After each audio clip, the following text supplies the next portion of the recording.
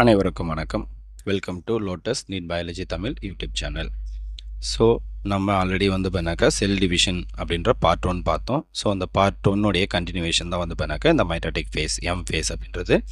So part 1 video பார்க்காதவங்க இந்த வீடியோவுடைய டிஸ்கிரிப்ஷனில் லிங்க் கொடுக்குறேன், பாருங்கள். ஸோ நான் போடுற வீடியோ உங்களுக்கு பிடிச்சிருக்குன்னு நினைக்கிறேன். பிடிச்சிருந்தால் மறக்காமல் இந்த சேனலை சப்ஸ்கிரைப் பண்ணுங்கள், வீடியோ உங்களுக்கு ஷேர் பண்ணுங்கள், பக்கத்தில் இருக்கிற பெல் பட்டனை ப்ரெஸ் பண்ணுவீங்க. அப்போ தான் நான் போடுற வீடியோ உங்களுக்கு உடனுக்குடன் கிடைக்கும். ஸோ இப்போ நம்ம பார்க்க போகிறது வந்து பண்ணாக்கா அந்த செல் டிவிஷனில் வந்து பண்ணாக்கா ஆல்ரெடி நம்ம இன்டர்ஃபேஸில் வந்து பண்ணால் G1 S G2 பார்த்தோம். ஆல்ரெடி நம்ம சொன்னோம் G1க்கு அடுத்தது எஸ்ஸுக்கு அடுத்தது G2, G2க்கு அடுத்தது எம் ஃபேஸுக்கு அடுத்தது சைட்டோகைனசிஸ் அப்படின்னு சொன்னோம். G1 பார்த்தோம், G2 பார்த்தோம், G1 S G2 பார்த்தோம். இதெல்லாமே பார்ட் 1 பார்த்தோம். ஸோ இப்போ நம்ம எம் ஃபேஸோடைய பார்ப்போம்.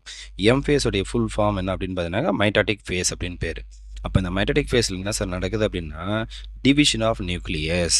அப்போது டிவிஷன் ஆஃப் நியூக்ளியஸ் எங்கே நடக்குது அப்படின்னா மைட்டாட்டிக் ஃபேஸில் நடக்குது. ஸோ டிவிஷன் ஆஃப் நியூக்ளியஸ்க்கு என்ன பேர் அப்படின்னா கேரியோகைனசிஸ். ஆல்ரெடி நம்ம சொன்னோம். கேரியான் அப்படின்னா வந்து பண்ணாக்கா நியூக்ளியஸ், கைனசிஸ் அப்படின்னா டிவிஷன். அப்போது இங்கே மைட்டாட்டிக் ஃபேஸில் வந்து பண்ணாக்கா டோட்டலாக 4 ஃபேஸ் இருக்குது. Prophase, metaphase, anaphase, telophase. அப்போ டோட்டலாக 4 ஃபேஸ் இருக்குது. அதில் ஃபஸ்ட்டு ப்ரோஃபேஸ். அப்போ ப்ரோஃபேஸ் பாருங்கள், லாங்கஸ்ட் ஃபேஸ் இந்த மைட்டாட்டிக் ஃபேஸ். அப்போ இதுக்கு முன்னாடி ஒன்று சொன்னோம், லாங்கஸ்ட் ஃபேஸ் இந்த செல் சைக்கிள் அப்படின்னு கேட்டாங்கன்னா இன்டர்ஃபேஸ் தான் இருக்கிறதுலே longest cycle. Most of the time எதுக்கு எடுத்துக்கும் அப்படின்னாக்கா இன்டர்ஃபேஸுக்கு தான் எடுத்துக்கும். ஆனால் இங்கே மைட்டாட்டிக் ஃபேஸில் லாங்கஸ்ட் ஃபேஸ் அப்படின்னா எதுனாக்கா இந்த ப்ரோஃபேஸ். அப்போது longest phase in cell cycle அப்படின்னு கேட்டாங்கன்னா interphase, longest phase in mitotic ஃபேஸ்ன்னு கேட்டாங்கன்னா ப்ரோஃபேஸ். ரெண்டுத்துக்கும் வித்தியாசம் இருக்குது. Next chromatin filament become shortened and thickened and form chromosome.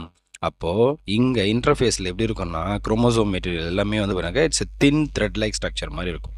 ஆனால் இங்கே என்ன பண்ணோம் அப்படின்னா நல்ல திக்கனாக மாறி ஷார்ட்டனாக மாறி எதை ஃபார்ம் பண்ணுது, குரோமோசோமை மாப் பண்ணுது. இந்த மாதிரி ஃபார்ம் பண்ணும். Centrosomes divides into 2 centriole which move to the opposite fold in animal cell. அப்போ இங்கே வந்து பண்ணாக்கா சென்ட்ரோசோம் அப்படின்னு ஒன்று இருக்குது. இந்த சென்ட்ரோசோம் வந்து பண்ணாக்கா டிவைட்ஸ் இன்ட்டு 2 சென்ட்ரியோல். இந்த சென்ட்ரோசோம் வந்து பண்ணாக்கா டிவைட் ஆகிட்டு 2 சென்ட்ரியோலை ஃபார்ம் பண்ணுது. இந்த சென்ட்ரியோல்ஸ் வந்து பண்ணாக்கா எங்கே போகுதுனாக்கா ஆப்போசிட் போலுக்கு மூவ் ஆகுது. எங்கே, அனிமல் செல்லில். ஏன் சார் அனிமல் செல் அப்படின்னா இதுதான் ஆப்போசிட் போல் அப்படின்னு சொல்லுவாங்க. இந்த எண்டு தான் ஆப்போசிட் போல்னு சொல்லுவாங்க. ஏன் இது அனிமல் செல்லில் மட்டும் நடக்குதுன்னா இந்த சென்ட்ரியோல்ஸ் அப்படின்றது அனிமல் செல்லில் மட்டும்தான் இருக்கும். பிளான்ட் செல்லில் சென்ட்ரியோல்ஸ் ஆர் ஆப்சன்ட். அடுத்து பாருங்கள், end of the prophase nuclear membrane nucleolus disappear. So இதுதான் ரிப்பீட்டடாக நமக்கு கேட்கக்கூடிய கொஷின். ஸோ இம்பார்ட்டன்ட் கூட மைட்டாட்டிக் ஃபேஸில் எந்த ஃபேஸில் நியூக்ளியர் மெம்பரேனும் நியூக்ளியோலஸும் டிஸப்பியர் ஆகுது. அப்போ நியூக்ளியர் மெம்பரேன்னா என்ன சார் அப்படின்னா இது ஒரு செல்லுக்கு சென்றால் நியூக்ளியஸு. அப்போ நியூக்ளியஸை சுற்றி இருக்கக்கூடிய அந்த மெம்பரேனுக்கு நியூக்ளியஸை சுற்றி இருக்கிற அந்த மெம்பரேனுக்கு நியூக்ளியர் மெம்பரேன் பேர். இந்த நியூக்ளியஸுக்குள்ளே தான் என்ன இருக்கும்னா நியூக்ளியஸ் இருக்கும். இப்போ இந்த நியூக்ளியர் மெம்பரேனும் டிஸப்பியர் ஆகிடும், நியூக்ளியஸும் டிஸப்பியர் ஆகிடும் எங்கே, ப்ரோஃபேஸில். அடுத்தது மெட்டாஃபேஸ். அப்போ மெட்டாஃபேஸ் அப்படின்னு எடுத்துக்கிட்டா chromosomes arrange themselves at the equator centre. அப்போது ஒரு செல் இப்படி இருக்குது அப்படின்னா அப்போ இந்த செல்லுடைய சென்டரில் குரோமோசோம்ஸ் எல்லாம் வந்து பார்த்தீங்கன்னாக்கா அரேஞ்ச் ஆகும். இப்படி அரேஞ்ச் ஆகிறதுக்கு தான் என்ன பேருனாக்கா ஈக்வெட்டார். சென்டராக வந்து அரேஞ்ச் ஆகல, சென்டருக்கு தான் ஈக்வெட்டார் அப்படின்னு பேர். அப்போ chromosomes arrange themselves at the equator. So அதே மாதிரி asters are formed in animal செல்லாக இருந்தால் ஏஸ்டர் அப்படின்னு ஒன்று ஃபார்ம் ஆகுது. அப்போ ஏஸ்டர் ஃபார்ம் ஸ்பிண்டில் ஃபைபர். அப்போ spindle fibre attach to the centromere of the chromosome. அப்போது இந்த அனிமல் செல்லாக இருந்துச்சுன்னா ஏஸ்டர்ஸ்னு ஒன்று ஃபார்ம் ஆகுது. இந்த ஏஸ்டர் தான் எதை ஃபார்ம் பண்ணுதுன்னா ஸ்பிண்டில் ஃபைபரை ஃபார்ம் பண்ணுது. அப்போ ஸ்பிண்டில் ஃபைபர்ன்றது நான் ஆல்ரெடி சொல்லியிருப்பேன் பார்ட் 1ல். ஸோ இந்த எண்ட்லேயும் ஏஸ்டர்ஸ் இருக்கும். இந்த ஏஸ்டர்லேருந்து இந்த மாதிரி ஒரு ஃபைபர் ஒன்று ஃபார்ம் ஆகும். அதுக்கு தான் வந்து பார்த்தாக்கா ஸ்பிண்டில் ஃபைபர் அப்படின்னு பேர். இப்போ இந்த ஸ்பிண்டில் ஃபைபர் எங்கேருந்து ஃபார்ம் ஆகுது அப்படின்னா இந்த ஏஸ்டர்லேருந்து ஃபார்ம் ஆகுது. எந்த இடத்துல அட்டாச் ஆகும் அப்படின்னா சென்ட்ரோமியரில் அட்டாச் ஆகும். ஸோ இது ஒரு குரோமோசோம் அப்படின்னு எடுத்துக்கிட்டால் இந்த ரீஜனுக்கு தான் என்ன பேருன்னா சென்ட்ரோமியர் அப்படின்னு பேர். அப்போ இந்த சென்ட்ரோமியரில் தான் என்ன பண்ணால் இந்த ஸ்பிண்டில் ஃபைபர் வந்து பார்த்தீங்கன்னாக்கா அட்டாச் ஆகும்.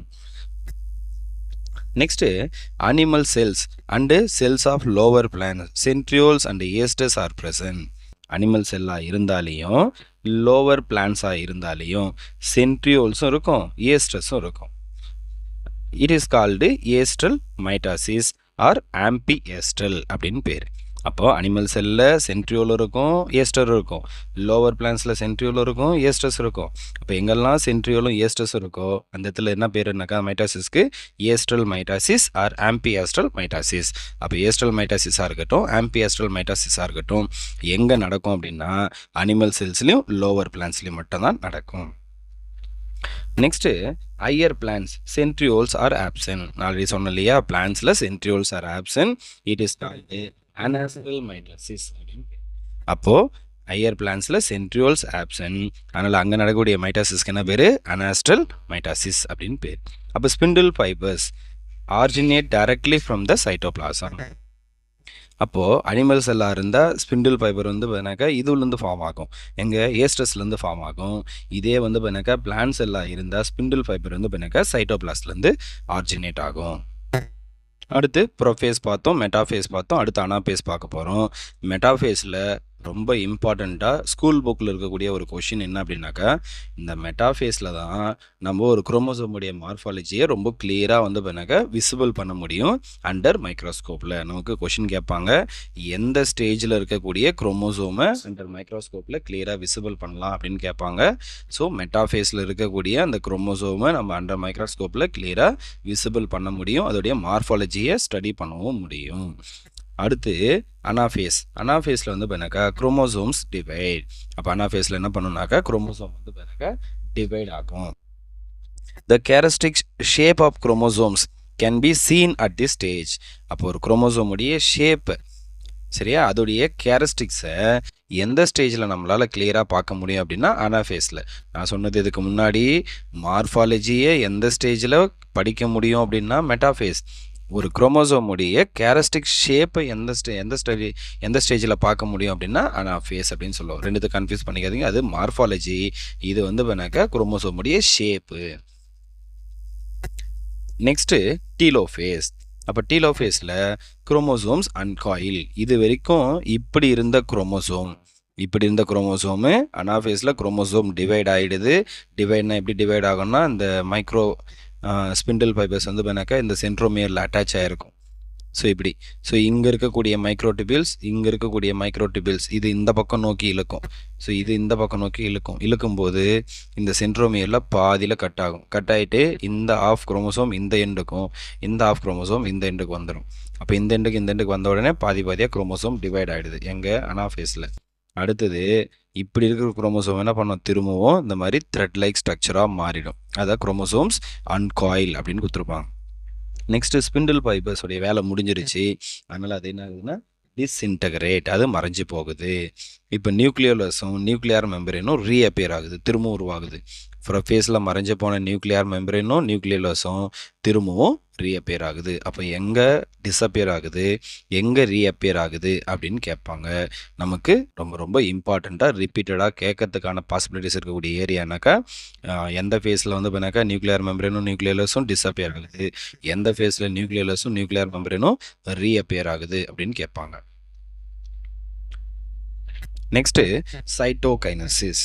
அப்போ சைட்டோகைனசிஸ் அப்படின்னு எடுத்துக்கிட்டாக்கா அது நமக்கு தெரியும், division of cytoplasm or cytokinesis அப்படின்னு பேர். அப்போ division of cytoplasm is called cytokinesis அப்படின்னு பேர். இங்கே 2 மெத்தடில் நடக்குது. ஒன்று வந்து செல் ஃபர்ரோ மெத்தட் அப்படின்னு சொல்லுவாங்க, another one cell plate method. அப்போ செல் ஃபர்ரோ மெத்தட் எங்கே நடக்குது அப்படின்னா அனிமல் செல்லில் நடக்குது. இதுவும் நமக்கு கேட்பாங்க. ஏஸ்டஸ் அப்படின்னு எங்கே ஃபார்ம் ஆகுதுன்னு கேட்பாங்க, அதுவும் அனிமல் செல்லு தான். அதே மாதிரி செல் ஃபர்ரோ மெத்தட் எங்கே நடக்குதுன்னு கேட்பாங்க, இதுவும் அனிமல் செல்லு தான். அதே மாதிரி சென்ட்ரியோல்ஸ் எங்கே இருக்குது, அனிமல் செல்ஸ்லேயும் லோவர் பிளான்ஸ்லேயும் இருக்குது. அதே மாதிரி சென்ட்ரியோல்ஸில் எங்கே ஆப்சென்ட் அப்படின்னா ஹையர் பிளான்ஸில் சென்ட்ரியோல்ஸ் ஆர் ஆப்சென்ட். அடுத்து செல் பிளேட் மெத்தட் எங்கே நடக்குது அப்படின்னா அக்கர்ஸ் இன் பிளான்ட் செல். அப்போ செல் பிளேட் மெத்தட் வந்து பண்ணாக்கா பிளான்ஸ்லேயும், செல் ஃபர்ரோ மெத்தட் வந்து அனிமல் செல்லையும் நடக்குது. இதுவும் நமக்கு கேட்கறதுக்கான பாசிபிலிட்டிஸ் இருக்கக்கூடிய ஏரியா. அடுத்து இந்த செல் பிளேட் மெத்தடில் phragmoplast fuse with vesicles from the Golgi apparatus. அப்போது பிளான்ட் செல்லில் இருக்கக்கூடிய ப்ராக்மோபிளாஸ்டும் அதே மாதிரி வந்து பண்ணாக்கா கோல்கி apparatusலேருந்து வரக்கூடிய வெசிக்கிள்ஸும் இது ரெண்டும் ஒன்றா சேர்ந்து எதை ஃபார்ம் பண்ணுது அப்படின்னாக்கா செல் பிளேட்டை ஃபார்ம் பண்ணுது. அப்போ செல் பிளேட்டை எங்கே சார் ஃபார்ம் பண்ணணும்னா இப்படி ஒரு செல் இருக்குது. அப்போ குரோமோசோம்ஸ் எல்லாம் வந்து பார்த்தீங்கன்னா பிரிஞ்சு இந்த எண்டுக்கும் பாதி பாதியாக போயிடுச்சு. இந்த இடத்துல என்ன பண்ணால் அந்த ப்ராக்மோபிளாஸ்ட் அப்படின்றது செல் பிளேட்டை ஃபார்ம் பண்ணும். இந்த செல் பிளேட் இந்த டைரெக்ஷனில் கம்ப்ளீட்டாக போயிடும். இப்போ போனதுக்கப்புறம் என்ன பண்ணும் அப்படின்னா இந்த ரெண்டு செல்லும் டிவைட் ஆக ஆரம்பிக்கும். செல் பிளேட்ஸ் பிகம்ஸ் மிடில் லேமல். இப்போ இந்த செல் பிளேட்ஸ் தான் என்னவா மாறுது அப்படின்னா மிடில் லேமல்லாவாக மாறுது. இதுவும் நமக்கு கொஷின் கேட்கலாம் டிஆர்பியில். எந்த பார்ட் வந்து பார்த்தீங்கன்னா மிடில் லேமல்லாவாக மாறுது? செல் பிளேட் தான் மிடில் லேமல்லாவாக மாறுது. அடுத்து சிக்னிஃபிகன்ஸ் ஆஃப் மைட்டாசிஸ். மைட்டாசிஸ்னால இன்னெல்லாம் யூசஸ். அப்போ குரோமோசோம் நம்பர் ரிமைன்ஸ் கான்ஸ்டன்ட். ஒரு செல் டிவைட் ஆகுது, ஒரு செல் 2ஆக டிவைட் ஆகுது. இதில் அந்த குரோமோசோமுடைய நம்பர் எந்த விதமான சேஞ்சும் ஆகுதில்லை. அதனால் அதோடைய நம்பர் வந்து பண்ணாக்கா கான்ஸ்டண்ட்டாக இருக்குது. It is responsible for the repair, regeneration and replacement of tissue. அப்போ ஒரு இடத்துல ஏதோ ஒரு செல் டேமேஜ் ஆகிடுச்சு, அதை ரிப்பேர் பண்ணுறதுக்கும் ஓல்டு செல்லை ரீப்ளேஸ் பண்ணுறதுக்கும் அதே மாதிரி ஏதோ ஒரு பார்ட்டை ரீஜெனரேட் பண்ணுறதுக்கும் யூஸ் ஆகுது எது அப்படின்னா mitotic cell division. In many plants and animals asexual reproduction involves mitosis. பிளான்ஸாக இருக்கட்டும் அனிமல்ஸாக இருக்கட்டும் இதில் ஏசெக்ஷுவல் ரீப்ரொடக்ஷன் எந்த மெத்தடில் நடக்குது அப்படின்னா மைட்டாசிஸ் மெத்தடில் நடக்குது. ஸோ இன்றைக்கி நம்ம பார்த்துறது வந்து பாருங்க பார்ட் 2 வீடியோ. மைட்டாட்டிக் செல் டிவிஷனில் டோட்டலாக 4 ஃபேஸ் இருக்குது. அதுக்கடுத்து சைட்டோகைனசிஸ், அதுக்கடுத்து வந்து பாருங்க சிக்னிஃபிகன்ஸ் ஆஃப் மைட்டோசிஸ் பார்த்துருக்கோம். ஸோ இதோடைய பார்ட் 1 வீடியோ உங்களுக்கு லிங்க்கில் கொடுத்துருக்கேன், பார்க்காதவங்க செக் பண்ணிக்கங்க. வீடியோ பிடிச்சிருந்தால் மறக்காமல் சப்ஸ்கிரைப் பண்ணுங்கள். இந்த வீடியோவை உங்கள் ஃப்ரெண்ட்ஸுக்கும் ஷேர் பண்ணுங்கள். பக்கத்தில் இருக்கக்கூடிய பெல் பட்டனை ப்ரெஸ் பண்ணி வைங்க. அப்போ தான் நான் போடுற வீடியோ உங்களுக்கு உடனுக்குடன் கிடச்சிக்கிட்டே இருக்கும். So thank you. அதே மாதிரி இந்த மைட்டாசிஸ், இந்த செல் டிவிஷன் அப்படின்ற ஒரு டாப்பிக்கில் இருந்து கண்டிப்பாக நமக்கு எவ்ரி இயர் டிஆர்பியில் ஒரு கொஷின் கேட்டுக்கிட்டே இருப்பாங்க. அதில் நம்ம இப்போ மைட்டாசிஸ் பார்த்துட்டோம். ஸோ மைட்டாசிஸில் பார்ட் 1 பார்ட் 2 2 வீடியோ போட்டிருக்கேன். அந்த 2 வீடியோவும் பாருங்கள். அதே மாதிரி மியாசிஸ் செல் டிவிஷன் அடுத்த வீடியோவில் போடுறேன். ஸோ அதையும் பாருங்கள். அப்போ இந்த செல் டிவிஷனில் மைட்டாசிஸ் மியாசிஸ் இந்த டாபிக் நம்ம தரோவாக இருந்தோம்னா ஒரு கொஷின் கண்டிப்பாக நமக்கு டிஆர்பி எக்ஸாமில் வரும்.